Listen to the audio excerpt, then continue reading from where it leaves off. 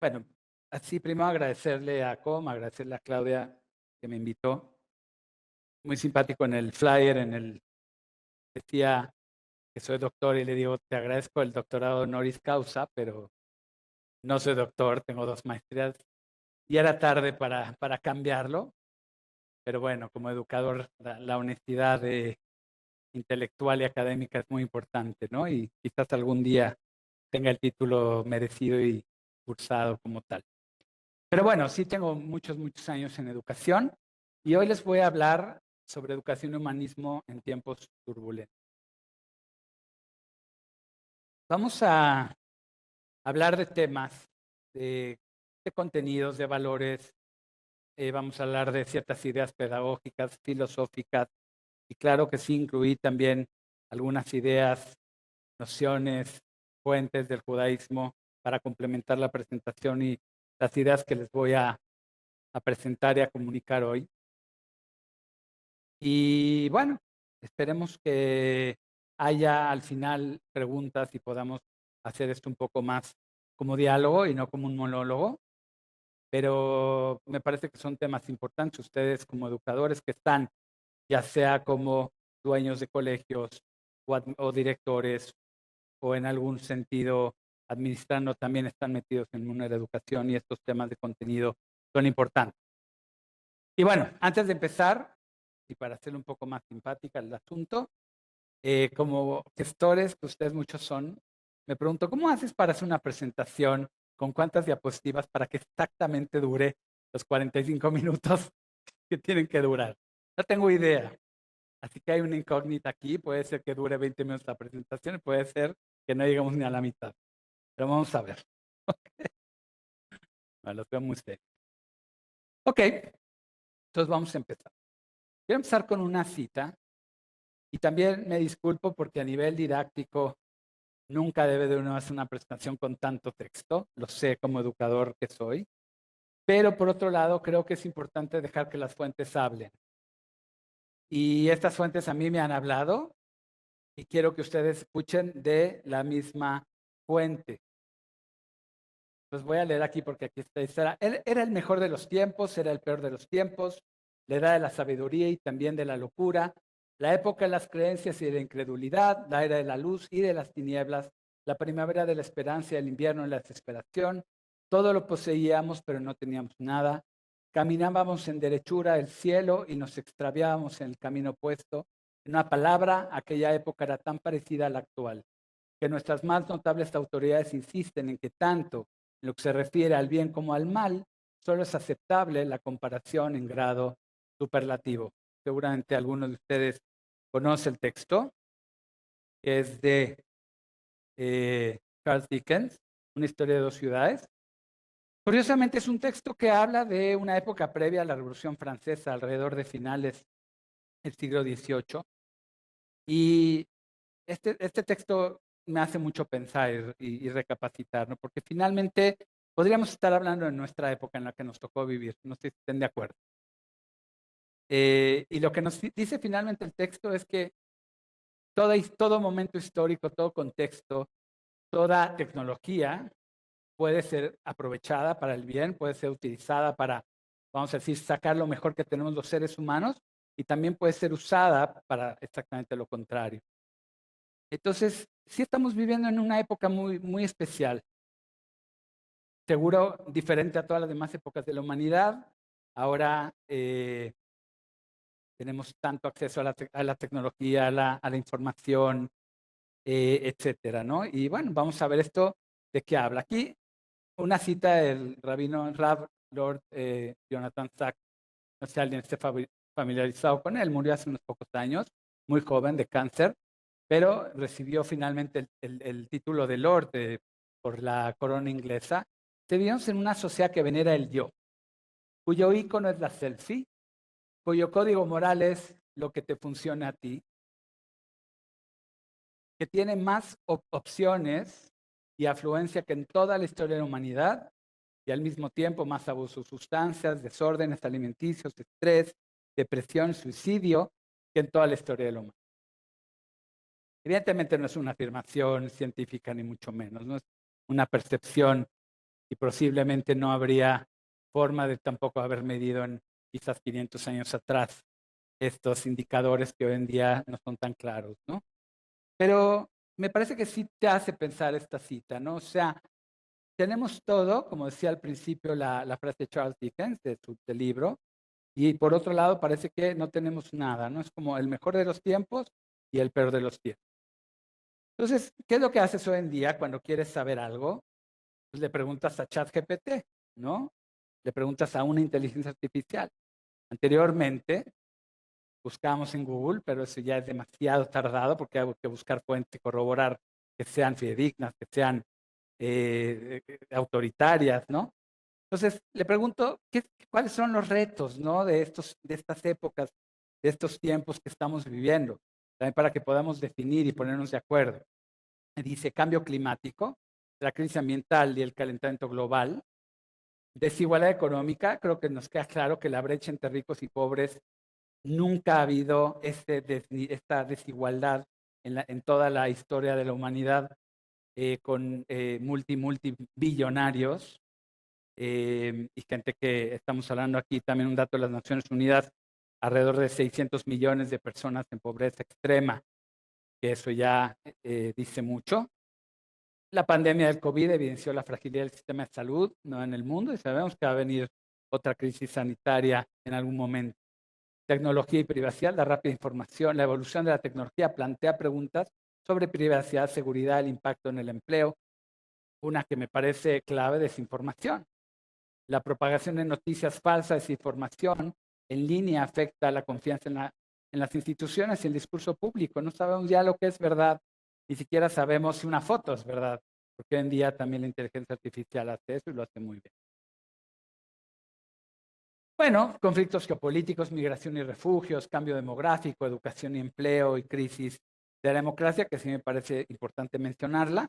En algunas regiones las democracias enfrentan desafíos por el autoritarismo, la polarización y la falta de participación ciudadana. No sé qué tan de acuerdo estén con esta mirada de esta inteligencia artificial sobre las crisis, sobre la complejidad del mundo en el que vivimos. Esta es algo, si entran a la página de Naciones Unidas, estos son finalmente lo que las Naciones Unidas establece como los desafíos globales, simplemente para que tengamos algunas posibilidad de contrastar lo que nos dice esta inteligencia artificial. Pero bueno, voy a avanzar. Seguramente conocen ustedes como también son empresarios, estos modelos, ¿no? De Buca y Bani, uno se desarrolla en los 90, nos habla de un mundo volátil, incierto, complejo y ambiguo. Y a partir del 2020, después justamente en el medio de la crisis de la pandemia del COVID, nos habla de un nuevo esquema, de una nueva realidad en el mundo, que es un mundo que se resquebraja, que es ansioso, que no es lineal y en muchas ocasiones es incomprensible. Y bueno, entonces hablamos ya del tema de un mundo que, pues tiempos turbulentos, ¿no?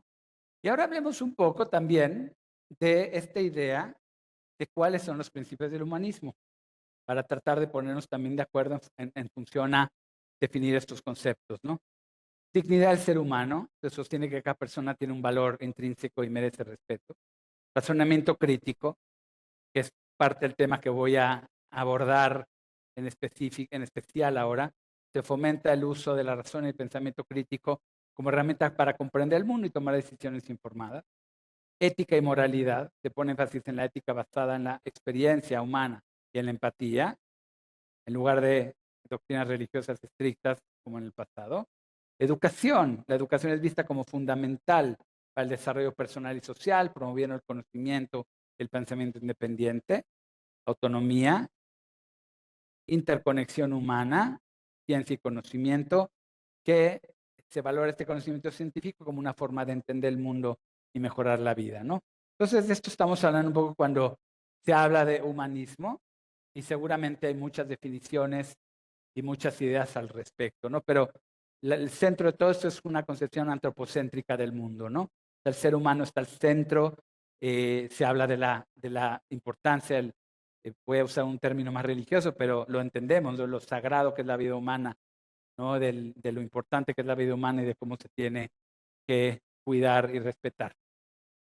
Perdón, otra vez una gran definición, pero es genial, porque cuando hablamos de pensamiento crítico, si yo no puedo abordar en 40 minutos todos estos temas, ¿no? O sea, hay que acotar. Y tampoco nosotros, en el lugar en el que estamos, en estos colegios, tenemos toda esta problemática, por lo menos a la puerta de la esquina, ¿no? O sea, enfrente a nosotros. Pero hay problemáticas que definitivamente sí conocemos porque nuestros jóvenes están ahí, nuestros niños están ahí.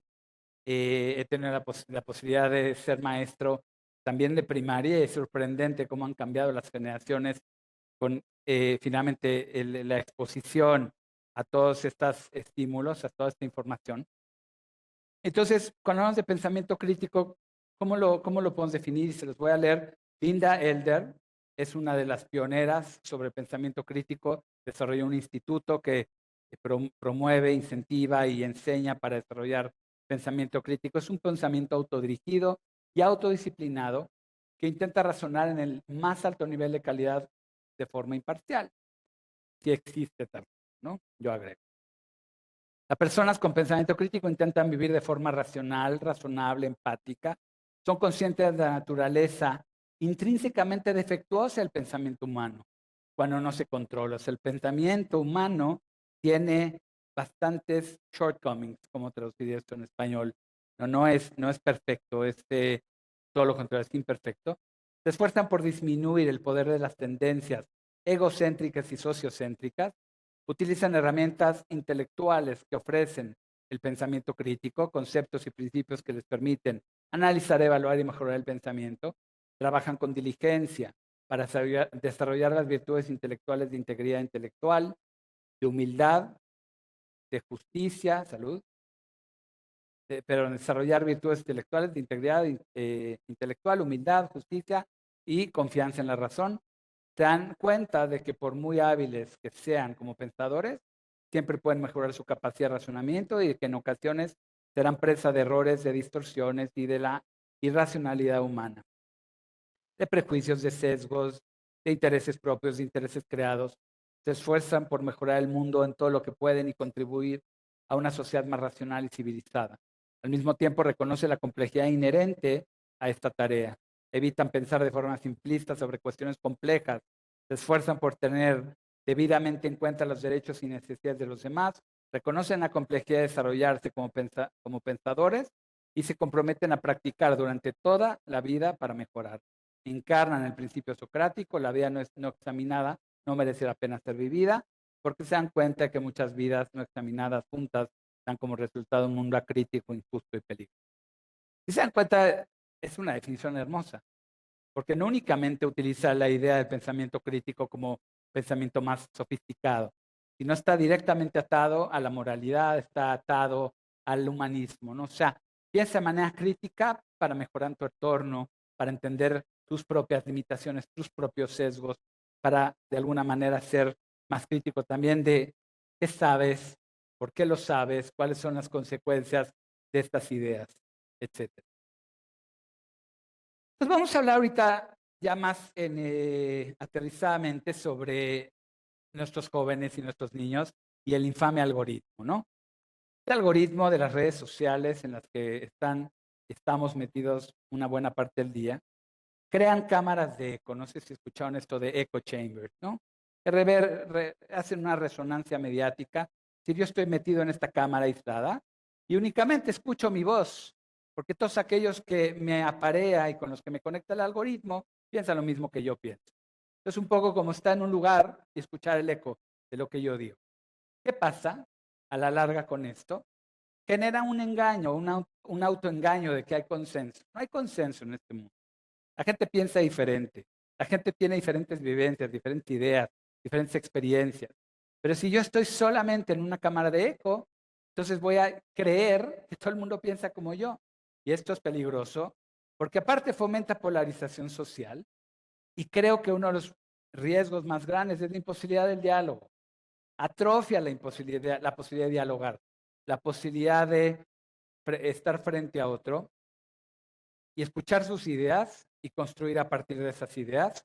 Y voy a traer un par de ideas interesantes de la tradición judía Y hablo también de una cultura de cancelación, ¿no? O sea, si no me gusta lo que tú dices, te borro, te cancelo, te callo, le bajo al control, le pongo mute y ya no estás. Y ya no se escucha tú. Hay aquí, voy a traer dos fuentes del Talmud. Uno dice, los rabinos enseñaron, quien ve multitudes debe decir, bendito es una bendición especial, real, que eres sabio en los secretos porque sus mentes difieren y sus rostros también. ¿No? Hay una diversidad increíble, así como no hay un ser humano que se ve igual al otro, salvo el famoso doppelganger que se supone que tenemos ahí en algún lado del mundo, 2 o 3 copias que, bueno, yo no me he encontrado con la mía aún. Pero así como tenemos rostros diferentes, tenemos ideas diferentes. Entonces, ¿por qué si todos somos diferentes en nuestro físico? Tendríamos que pensar igual. ¿No es una total locura pensar esto? Durante 3 años, la casa de Hillel y la casa de Shammai, dos escuelas de pensamiento y escuelas legales, de las cuales una buena parte de la ley judía emana, discutieron y uno decía, la ley judía, la halajá, es como nosotros, y los otros decían, la halajá es como nosotros. Una voz celestial habló y dijo, estas y estas son las palabras del Dios vivo. La halajá es como la casa de Hillel. Se planteó una pregunta, puesto que la voz celestial declaró estas y estas son las palabras del Dios viviente, ¿por qué estableció la halajá según la opinión de Hillel? Es porque los estudiantes de Hillel eran amables y gentiles, enseñaban sus propias ideas, así como las ideas de los estudiantes de Shammai, no solo por esta razón, sino que llegaron a enseñar primero las opiniones de Shammai. Vamos a hablar de un texto que tiene 2000 años, por lo menos. Entonces, ¿qué es lo que nos dice? Esta es una famosa máxima del pensamiento judío, el pensamiento rabínico. Es estas y estas son palabras divinas. ¿Qué significa eso? Puede haber, a veces en nuestro mundo pensamos, hay una verdad y hay únicamente una verdad. Hoy en día ya estamos hablando de muchas verdades narrativas, pero la idea detrás de esto es que la verdad se construye a través del diálogo. O sea, la verdad, pero yo diría la comunidad se construye a través del diálogo. La integridad y el respeto humano se construye a través del diálogo. Y a veces son ideas completamente opuestas a las mías. Y no por eso te voy a cancelar, no por eso no tienes derecho de estar y opinar. Y podemos construir a partir de no estar de acuerdo, ¿no? Es una idea interesante. Aquí hay gente más joven que yo, pero hay algunos contemporáneos. Cuando empezamos, la red empezó hace, ¿qué serán? Unos 40 años, ¿no? Quizás a finales, principios de los 90. ¿Cómo decíamos cuando entrabas a la red? Decías surf, estás surfing the web. ¿Te acuerdas de eso? Como que surfeabas la red. Sí, sí, ibas así se decía, surfing. Entonces, hay algo interesante de la generación Z, de la generación de las últimas generaciones, que comentaba un profesor mío que fue un gran mentor, un gran educador, decía, estos jóvenes tienen licencia para surfear, pero no tienen licencia para bucear. Es decir, no quieren profundizar, no quieren ir al fondo y entender en complejidad un mundo que es extremadamente complejo. Tú no puedes entender un fenómeno histórico porque leíste un encabezado. Tú no puedes entender una situación compleja porque un influencer te contó en 5 minutos o hoy en día en TikTok 2 minutos las cosas y ya por eso llegaste a conclusiones y llegaste a este supuesto conocimiento. Entonces, algo que finalmente vivimos en una sociedad en donde todo es inmediato y los resultados se quieren de manera inmediata. O sea, otra vez recuerdo cuando ya había posibilidad de ir a rentar una película al Videocentro, al Blockbuster, y algunos me sonríen porque todavía les tocó. Llegaban y habían 2, 3 copias y a veces no llegabas a tiempo. Y vente la semana que entra o en 3 días te la van a regresar. Hoy en día aprietas el botón, streaming, bajas la película, pero aparte se desesperan si no bajan el segundo en el que la quieren ver. O sea, entonces, ¿cómo puede haber vamos a decir, el hambre o la paciencia para aprender de manera profunda cuando eso requiere tiempo? Eso requiere esfuerzo, eso requiere involucramiento y requiere compromiso. Otra cosa que pasó de manera interesante en la educación en las últimas décadas fue lo siguiente. Cuando yo iba a la escuela y cuando muchos de ustedes iban a la escuela, no sabíamos nada. No sabíamos nada. Escuchábamos, De hecho, a veces ni se hablaban, los niños no hablaban en la mesa, no opinaban mucho en la mesa, no estaban un poco como separados. Pero ¿de dónde ibas a sacar todo tu conocimiento, tu información, si no era de tu maestra, de tu maestro? ¿De dónde? ¿Ibas a ir a una biblioteca pública? ¿Cuántos tenían la posibilidad de tener una enciclopedia que además te ocupaba un librero completo, ¿no? Y había que actualizar tomo anual porque estaba desactualizada, ¿no? Entonces, ¿cuál es el rol del docente? El docente tenía que tomar a este niño, este joven, que no sabía, que tenía dudas, que tenía signos de interrogación, explicarle, enseñarle y transformarlo en signos de exclamación. Ese era el rol del maestro. No sé, ahora ya sé. Ahora hizo un giro de 180 grados. Los chavos, los niños, los jóvenes, ya saben. Ellos saben todo. Ellos leyeron, ellos escucharon un TikTok, escucharon un influencer, leyeron un encabezado, ellos llegan con certezas a la escuela. Sí, yo sé.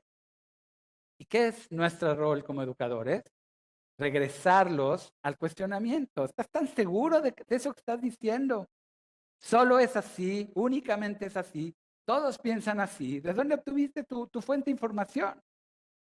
Entonces, por supuesto que es un reto, porque es redefinirnos como educadores también. Ya no es aclarar dudas, es regresar a la pregunta.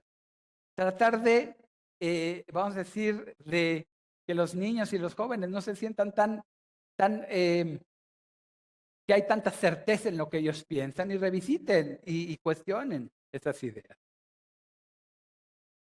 Esto es un tema básico. Información no es conocimiento. ¿Okay? Los chicos están bombardeados literalmente con una tras otra, ola y ola y ola y ola y ola de información.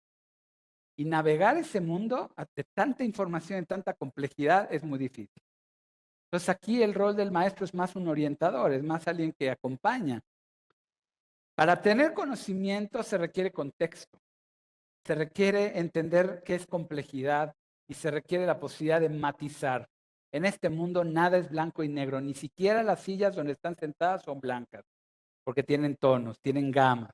No sé si existe el blanco absoluto, porque finalmente toda luz le va a dar un matiz. ¿Sí? Entonces, alguien lo comentó acá, conocimiento no es opinión. Hay una distinción entre estas dos. Y conocimiento no es necesariamente comprensión tampoco. Parece que va a pasar lo primero que dije, que me voy a quedar una tercera parte de la presentación, pero me voy a apurar. Cuando hablamos del estudiante al centro, porque finalmente esa es una concepción humanista, no podría ser de otra manera, pienso en John Dewey, que ha sido también una de las figuras que más me han inspirado como educador, como pensador de educación. Dice, educación es la preparación para la vida, es la vida, pero la disciplina al servicio del alumno y no el alumno al servicio de la disciplina. Y lo importante es cómo la tarea le resuelve al alumno y no cómo el alumno resuelve la tarea. O sea, desde una concepción humanista, sé que siempre hay tensiones entre el currículum al centro, el alumno al centro, la cobertura de los programas, también dependemos de una Secretaría de Educación y hay tensiones siempre en la educación. Pero desde la concepción humanista, el alumno tiene que ser el sujeto de todo el proceso y de todo el resultado del aprendizaje, enseñanza y aprendizaje. Voy aquí a leer rápidamente una idea de Grant Wiggin, que desarrolló hace alrededor de 20 años, un modelo en base a comprensiones, pero vean qué lindo, dice, los profesores a menudo sin darse cuenta combinan términos con ideas.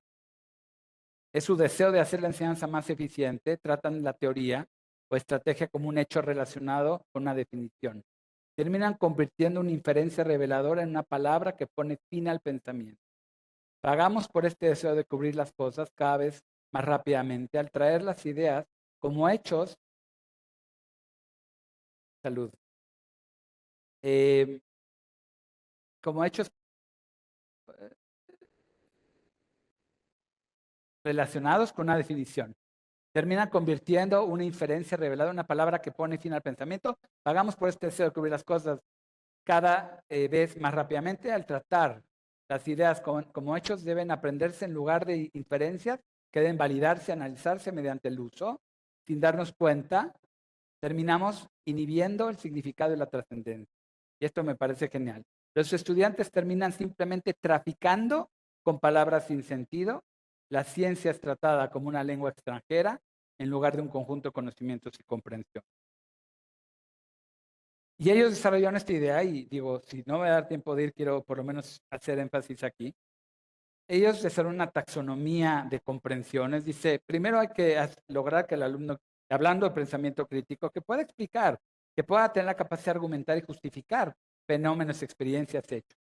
Segundo, distinguir entre lo subjetivo y lo objetivo, entre los hechos fácticos y opiniones. Después, trasladar la comprensión, los saberes y haceres a la vida cotidiana. Después, tener el entendimiento en perspectiva, que nuestras perspectivas son dinámicas y cambiantes con relación a nuestro propio movimiento en el tiempo y el espacio. Desarrollar empatía, tener conciencia que existen múltiples perspectivas basadas en miradas de mundo particulares, que están, vamos a decir, detrás de un lente de mundo que contiene identidad, pertenencia, valores, conocimientos, experiencias, emociones, extracción personal de significado, interpretación subjetiva de la realidad, narrativas personales, colectivas. Y hasta arriba, vamos a decir, lo más complejo de la taxonomía es llegar al autoconocimiento.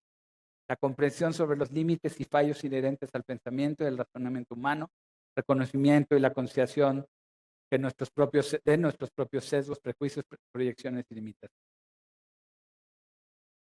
Ahora vamos a hablar un poco de otros temas. Aquí voy a traer un filósofo, uno de los padres del existencialismo, se llama Martin Buber, para avanzar un poco también con esta idea de humanismo y educación. Buber hablaba del yo-tú. No sé si alguien escuchó de este libro. O sea, hay una diferencia fundamental entre el yo-ello o yo-ello y el yo-tú. ¿Sí? Cuando tratas a alguien entre sujeto y sujeto, hay un diálogo, hay una relación ahí. Cuando tratas a alguien más como un objeto, yo, persona, eso, cosa, entonces es una relación completamente diferente. Y él habló, finalmente, entonces, ¿cómo se construye esta relación, no?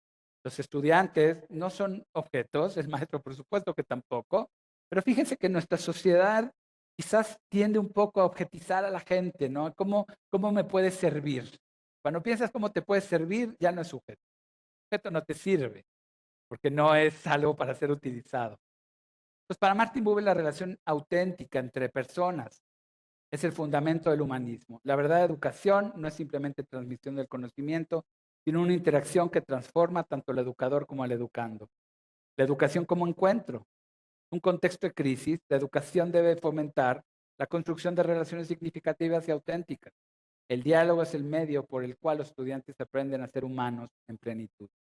La responsabilidad del educador, el maestro no solo enseña contenido, sino que se involucra en la vida de los estudiantes, guiándolos hacia la autocomprensión y el respeto por el otro.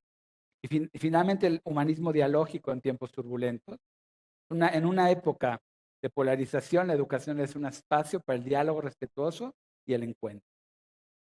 El encuentro es el encuentro con el otro, el encuentro con es el encuentro con alguien, ¿no? Con un sujeto también. Y eso es una experiencia en sí. Bueno, no sé qué tanto me dé tiempo, pero les recomiendo mucho que lean a Nell Noddings. Nell Noddings murió en el 2022, hace poco. Era una educadora y pensadora, filósofa de la educación. Creyó una distinción, ella hablaba mucho del cuidado, ¿no? El cuidado en el aula, el cuidado en el tema educativo, obviamente es una perspectiva humanista. Y hizo una distinción entre la idea de caring for and caring about, ¿no? Se traduce en español como cuidar y preocuparse por. Pero en inglés es dos aparentes sinónimos que no son sinónimos. Y ella dice en uno de los artículos que escribe académicos, dice, sigo creyendo en una distinción básica entre el cuidar y el preocuparse por, que es correcta. Y en aquel momento mi intención era subrayar la naturaleza especial del preocuparse por. Preocuparse por puede degenerar en superioridad moral y en formas de intervención que hacen más mal que bien. Pero preocuparse por puede ser fundamento de la justicia. Físicamente imposible preocuparse por toda la humanidad, por los extraños que no se han dirigido a nosotros directamente, o por aquellos otros desconocidos que se encuentran a gran distancia. Aún así, cuando hemos adquirido la actitud de preocuparnos, nos sentimos impulsados a hacer algo por cualquier persona que está sufriendo. Cuidar de, que es caring for, es muy diferente. se convierte en un sentido de justicia. Es importante y a menudo es la única forma de cuidado de la que disponemos. Sin embargo, considero moralmente importante porque contribuye a establecer las condiciones que puedan hacer florecer el cuidado de eso. ¿Cuál es la idea? Muchos decimos we care about, ¿no? Nos preocupa, nos importa. ¿Pero qué hacemos al respecto? Nada. O sea, me preocupan, I care about my students, es lo que decía. Me importan tus estudiantes. ¿Y qué haces con esto? Los niños sienten que lo estás cuidando, que hay un cuidado, porque el cuidado parte del que es cuidado. Cuidado no parte del que cuida. ¿Sí? Si el que es cuidado se siente cuidado, entonces hay un cuidado ahí. Entonces, esta idea de me importa es, sí, me importa el ambiente, me importa la pobreza, pero no es esta idea relacional. No es esta idea del Buber del yo-tú. El yo-tú se manifiesta en caring for. Yo me preocupo por ti, te cuido a ti. Y eso se manifiesta, aquí ella dice, en una relación o encuentro de cuidado, la persona cuidada reconoce el cuidado y responde de alguna manera detectable y perceptible a este cuidado. Voy a ir terminando. Las relaciones afectuosas también constituyen la mayor base de la educación moral. Los profesores muestran a los alumnos cómo cuidar, les hacen dialogar sobre la vida moral, supervisan su práctica y les ayudan a desarrollar la mejor versión de sí mismos. Vamos a hablar por último de ética y moralidad en educación. Traigo algunas fuentes muy lindas para mi gusto.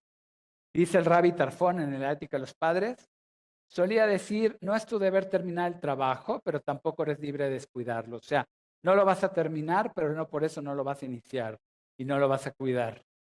Y o sea, a veces el mundo se ve tan complejo. ¿Yo qué puedo hacer? ¿Qué puedo hacer yo para cambiar el tema del calentamiento global? ¿Y yo qué puedo hacer para cambiar la injusticia?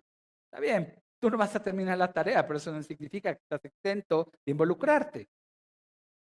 Jonathan Sachs dice, la educación es el proceso mediante el cual pasamos de ser lo que somos a lo que podríamos ser. Una persona educada tiene la capacidad de pensar de manera independiente, de hacer preguntas, de enfrentarse a los desafíos éticos del presente. Emmanuel Levinas, educar es enseñar a los otros a ser responsables. En la responsabilidad hacia el otro comienza la verdadera enseñanza. Y ahí están los textos de donde provienen.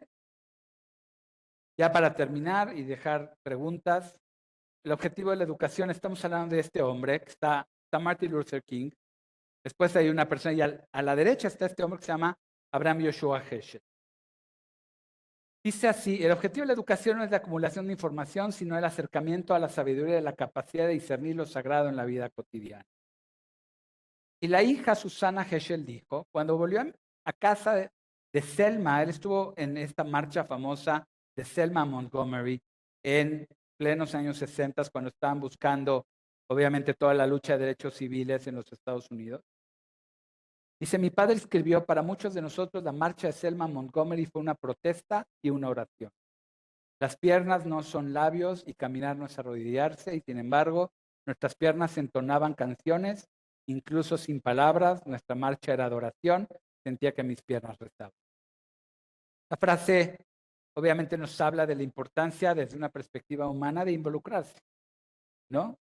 Involucrarse es muy importante, pero fíjense cómo lo conecto con el tema del pensamiento crítico. Si no desarrollas ese pensamiento crítico, también te puedes llegar a involucrar de maneras que no son del todo constructivas y productivas para el mundo y para la sociedad. O sea, no siempre es involucrarse por involucrarse.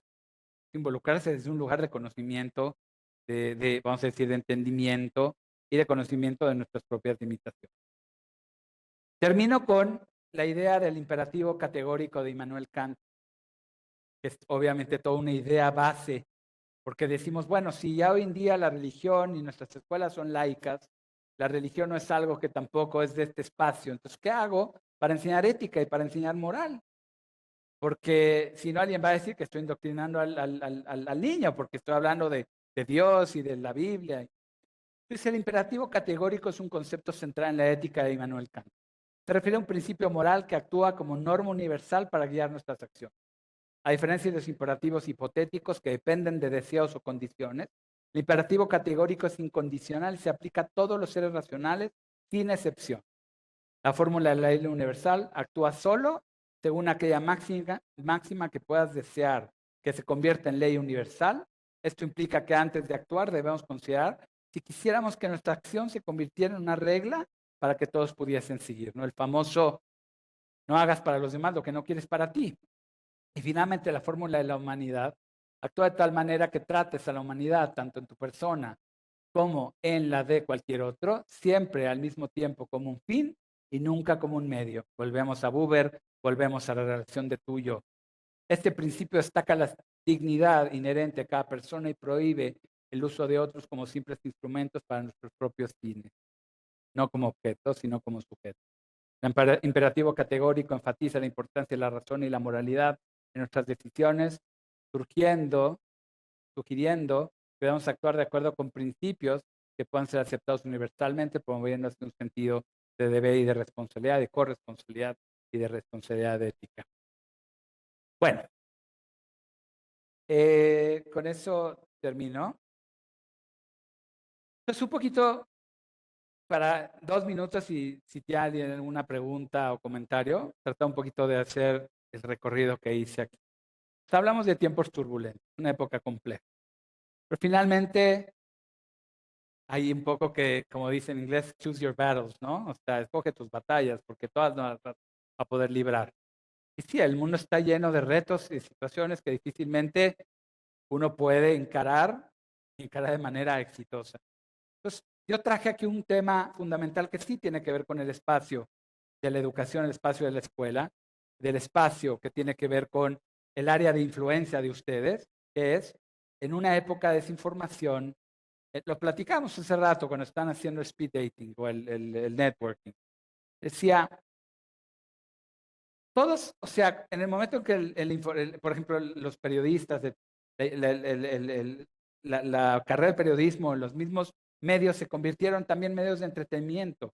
Se entrecruzó la idea de cómo hago dinero, cómo vendo, lo que quiero decir. Entonces ahí hay intereses de fondo, ¿no? Nadie te quiere informar porque estés informado. Quieren informar lo que quieres escuchar para que estés conectado, que estés ahí, ¿no?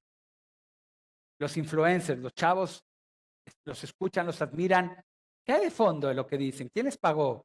¿En qué están involucrados? ¿Quiénes son como seres humanos estas personas? ¿Cuál es su calidad humana? ¿Cuál es su calidad ética? ¿No?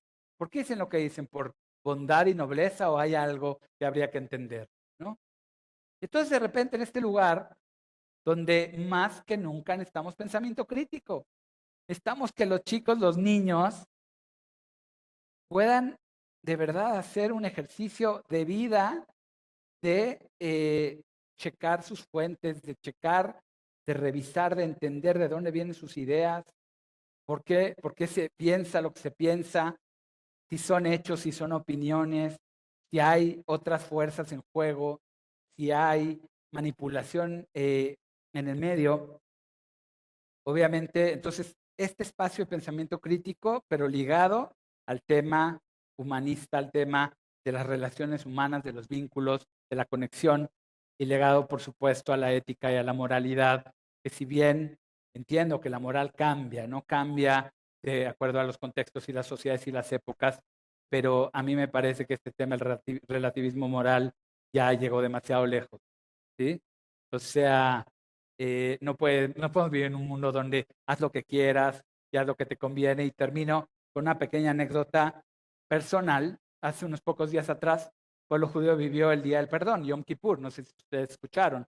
Entonces tengo una hija de 15 años, adolescente, y le pregunté, ¿vas a ayunar este año? Digo, nosotros no vamos a imponer eso, ¿no? Pues somos personas críticas. Habrá otras cosas donde no pueda yo quitarle un renglón, decirle a la gente no la maltratas, no va a hacer bullying, etcétera. Pero es un tema muy personal y ella no está muy convencida, por decirlo solo de manera muy sutil. Y entonces llegó un punto donde se enojó y le dije, mira, amor, yo soy tu papá. Yo te tengo que enseñar lo que pienso, que es lo noble, lo bueno, lo que conviene, lo que se debe hacer. Es un día de reflexión. Entonces, si no vas a ayunar, dime, ¿cómo vas a hacer este día diferente que el resto de tus días de la semana? No tienes clase, pero no está para que te vas a ver todas las series que no alcanzaste a ver. Dime, vas a hacer una libreta, un pequeño diario, apuntar cosas en las que tú puedes reflexionar de cómo debes o puedes cambiar o puedes mejorar. Entonces llegó un momento y me dice, ya estaba enojadísima, se fue a su cuarto al siguiente día y dije, es que los papás de mis amigos les dicen, haz lo que tú quieras, ¿no?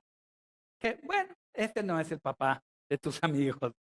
Mi rol como papá y como educador es orientarte hacia lo que yo pienso que es lo bueno, y puede ser que esté equivocado, déjame decírselo. Pero es un poquito engloba esta situación, ¿no? De el lugar de, o sea, otra vez hay tantas tensiones en la escuela, está la parte académica, está la parte de que los papás la expectativa, está el inglés y la robótica, y está el makerspace, y está la programación, y está la excelencia académica para llegar a la universidad y todo. Pero no olvidemos la humanidad, no olvidemos la moral, no olvidemos la ética, no olvidemos el pensamiento crítico. Y con eso termino casi a tiempo.